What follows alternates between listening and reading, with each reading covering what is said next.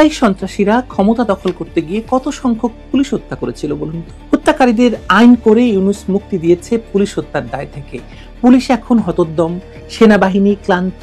দেশটাকে তাহলে রক্ষা করবে কে? ইউনূস দেশটাকে কি করে ফেলেছে আপনারা তো জানেন। চলুন দেখে আসি যে কি পরিস্থিতিতে আছি আমরা। দেশ যে আজ এক গভীর সংকটে তা তো আপনারা সবাই জানেন, আমরা জানি, কিন্তু কিছু করার নেই। আসলে রাষ্ট্রযন্ত্রের ভেতরে যে শক্তি সাধারণত সবচেয়ে দৃঢ়ভাবে আইন শৃঙ্খলা রক্ষা করে, পুলিশ ও সেনাবাহিনী তাদের মনোবল ভেঙে পড়েছে। একদিকে বহু বহু হত্যাকাণ্ড, নির্যাতন, ইন্ডেমনিটি আর রাজনৈতিক অস্থিরতার বোঝা বইতে গিয়ে কার্যত এই পুলিশ এবং আইন শৃঙ্খলা রক্ষাকারী বাহিনী অসাড় হয়ে পড়েছে। অন্যদিকে সেনাবাহিনীকে দীর্ঘ সময় ধরে রাস্তায় রাখা হলেও তারা দর্শক হয়ে দাঁড়িয়ে থাকছে, বাস্তবে কোনো নিয়ন্ত্রণ প্রতিষ্ঠা করতে পারেনি। কেন করেনি সেটা বিস্ময় বটে, বা তারা পারেনি। এমনও শোনা যাচ্ছে যে বিমান বাহিনীর সদস্যরা দায়িত্ব থেকে সরে যাচ্ছে। প্রশ্ন হলো, রাষ্ট্রের এই ভঙ্গুর অবস্থা টিকে থাকবে কতদিন? যদি সেনাবাহিনীও পুরোপুরি সরে দাঁড়ায় তাহলে বাংলাদেশের ভবিষ্যৎটা আসলে কি? বাংলাদেশের বর্তমান অবস্থার সঙ্গে তুলনা করতে গেলে আমাদের চোখের সামনে ভেসে ওঠে লিবিয়া, সিরিয়া কিংবা ইরাকের ছবি। এই দেশগুলো একসময় কার্যকর রাষ্ট্র ছিল, কিন্তু ধীরে ধীরে পুলিশের মনোবল ভেঙে পড়া, সেনাবাহিনীর বিভক্তি, রাজনৈতিক ব্যর্থতা আর চরমপন্থী গোষ্ঠীর উত্থান, এসব মিলিয়ে তারা পরিণত হয়েছে ব্যর্থ রাষ্ট্রে। বাংলাদেশেও সেই রকম ঝুঁকির লক্ষণ স্পষ্ট। লিবিয়ার কেসটি ধরুন।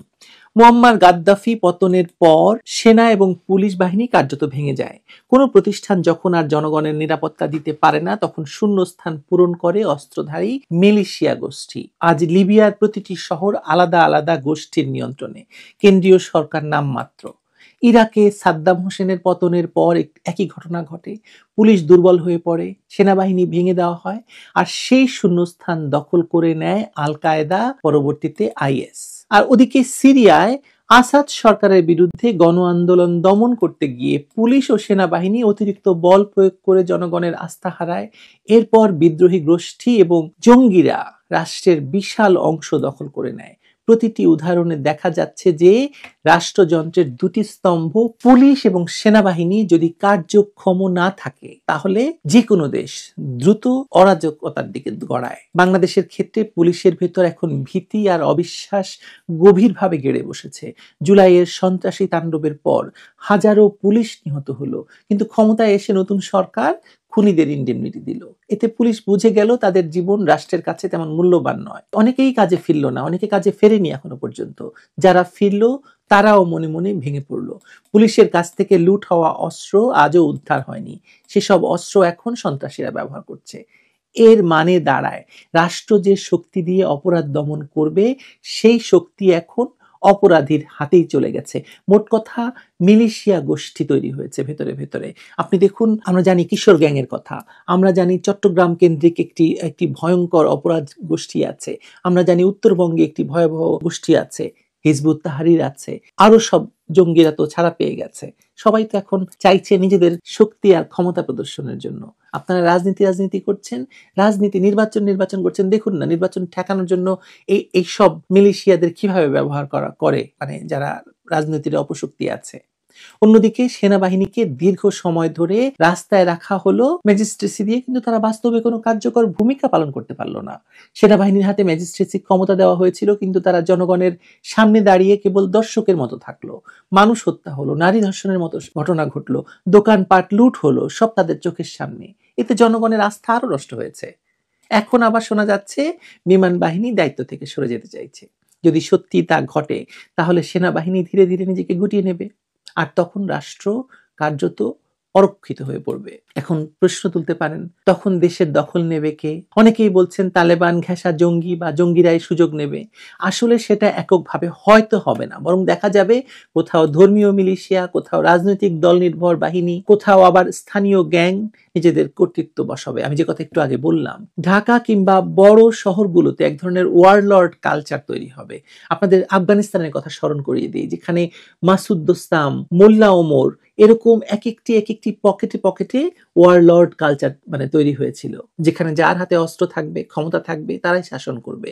রাষ্ট্রের কেন্দ্রীয় ক্ষমতা তখন কাগজে কলমে থাকবে। বাংলাদেশ ছোট দেশ, কিন্তু এগুলো বাস্তবে হতেই পারে। এবং এসব ছত্রভঙ্গ গোষ্ঠীর হাতে ক্ষমতা চলে গেলে বাংলাদেশের অবস্থা কি হবে ভাবুন। মানে এটাই একেবারে সিরিয়ার অভিজ্ঞতার সঙ্গে মিলে যায়। কেন্দ্রের ক্ষমতা সীমিত, চারদিকে বিভক্ত গোষ্ঠী।